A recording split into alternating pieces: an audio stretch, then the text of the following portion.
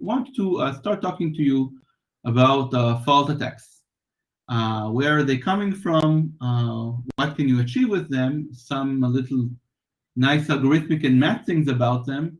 And I think the most important thing is why are they justified at all? Because fault attacks, in a sense, are the most cheating thing you're going to be shown in this course. And when I'll be telling you about them, you'll start thinking, what's the point of protecting against them? It sounds like a universal attack. So first, I want to define today what is a fault attack. And maybe as time allows, I'll show you a beautiful generic fault attack by BM and Shamir from 1997. Really a fantastic result, which is half theoretical, half practical. So a little stage setting from fault attacks. So when we began the course a couple of months ago, back when everybody was hugging and getting out of the house and all that, we were talking about the basic model of the course is that we have a secure device. And this device is the concrete implementation of some cryptographic algorithm. And inside it has a secret. This is the secret. And now we want to get the secret out so we can do our cyber stuff. And before you went to this course and learned about all the nice things you can do with random number generators and cache attacks and all that, the only thing we could do was do it the cryptographer's way, which is collect many pairs of inputs and outputs and try to find like a mathematical relation, algebraic relation, statistical relation, and like solve this equation. And then you could get out the secret. And everybody was trying to design systems to resist this. So unless you are using a very weak cipher, you're going to be in safe hands if this is your attack model. Right. So this is the human brain, and then we moved on to a planet brain. Planet brain was we're going to listen passively to the device. We're going to listen to all sorts of emanations, all sorts of things that the device under test is emitting, not in the end of the computation as in the formal output, but in the middle. And we spent a lot of time in this course. First of all, we developed timing attacks where we measure how long it takes to do something. And then we talked about power NEM attacks, which measure the instantaneous power consumption. And then we kind of made a super special enhanced variant of timing attacks with cache attacks, which measure essentially the time it takes to do some parts of the code. And as you saw, Eyal showed you how powerful an attacker can be if this attacker can find out when a piece of program is being run. And this is something which is really done. And of course, the price we paid for this additional insight is a little look of disbelief from our systems architect who is trying to make a system which is not only secure, but also sells. And I think we also covered this in the Q&A with Eyal's talk. Who was asking this question? I think it was OL. No, who was asking? Why? It was guest user. Guest user would be this time, I think it was, who was asking, when is the assumption of being able to run code on a client justified? Was that Dimitri? Who was asking that? Of course, it's Dimitri. Okay, thank you, Dimitri. So it's a real question, right? You're talking to a system architect, and you're saying, listen, we got to stop the project because if somebody can run code on the device, then you can get the key. And the system architect says, it's completely out of scope. So on one hand, we got a more powerful attack. On the other hand, we got a more disrespectful systems architect who thinks this is completely out of scope. So this was Planet Brain. And the next thing after Planet Brain is Galaxy Brain. So Galaxy Brain attacks are active attacks. And the idea is that instead of giving standard inputs to the device under test, we are going to break it in all sorts of ways. We're going to give it bad inputs, and bad inputs is just fuzzing, but we're going to give it a bad power supply. We're going to make its operating environment so bad, we're going to punish it in all sorts of ways, and then our device under test is going to break. It's going to fail in all sorts of fantastic ways, and sometimes the way it breaks will tell us a lot of things about the device under test.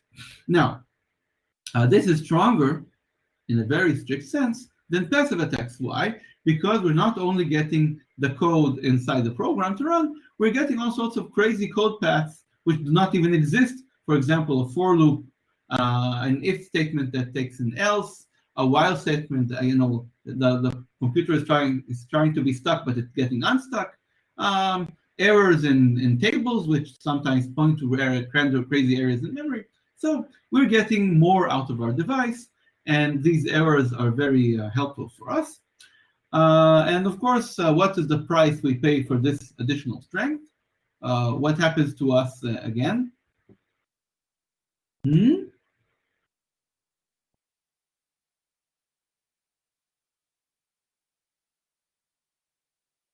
So yeah, we become active. So we can get more, we can get very exciting attacks, but what is the price we pay for getting these attacks?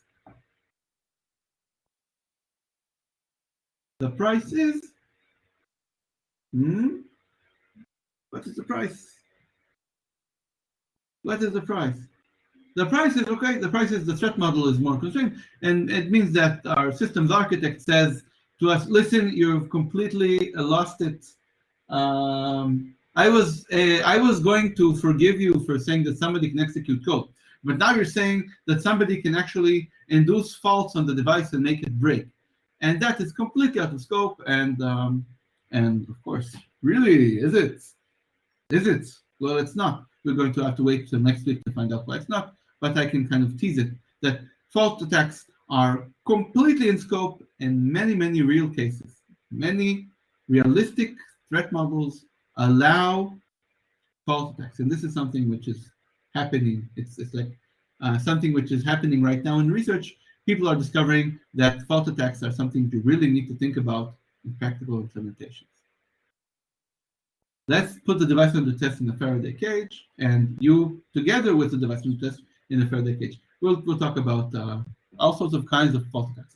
So, uh, what is the definition of a fault attack? So there's a very, very nice article. I think it's in the Moodle.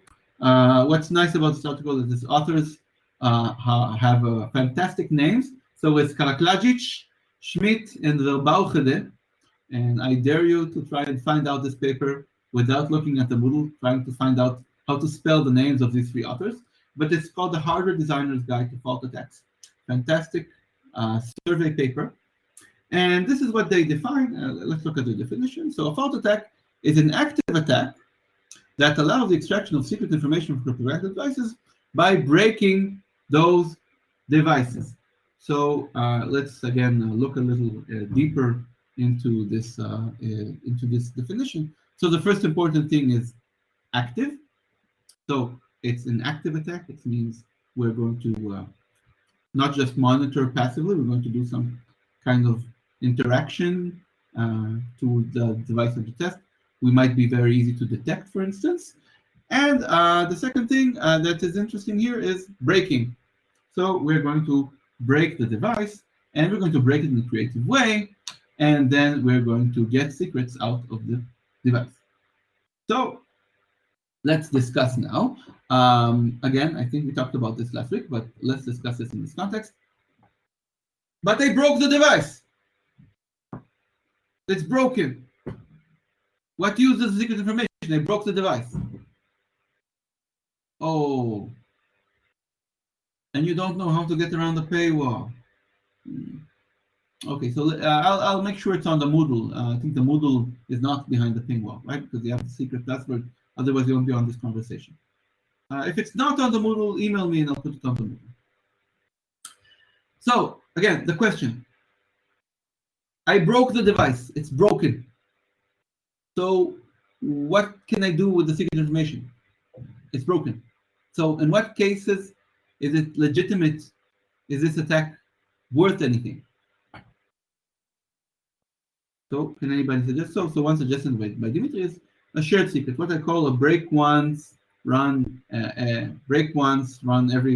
everywhere.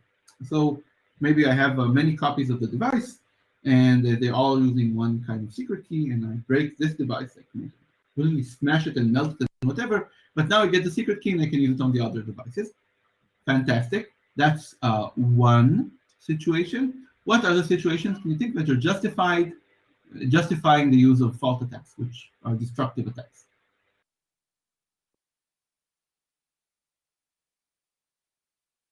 Okay, so we break the device and then we build a new device.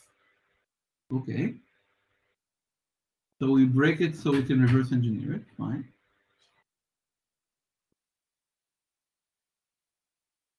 What other things can you kind of think about?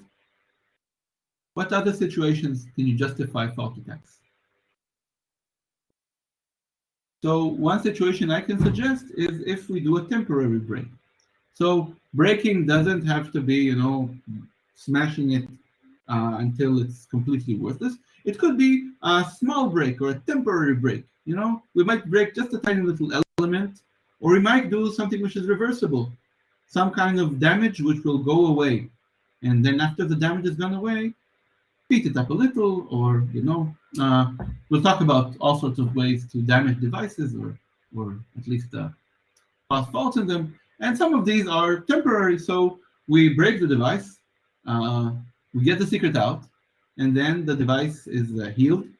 But as Patrick Stewart says, it's too late. I've seen everything. So and then we can keep on going. So these are the motivations. So if I can break and then fix again, I can motivate faultiness. So there is a very very nice taxonomy by Karaklaji, Schmidt, and Vobauchede, which is basically taxonomy is like how do you talk about this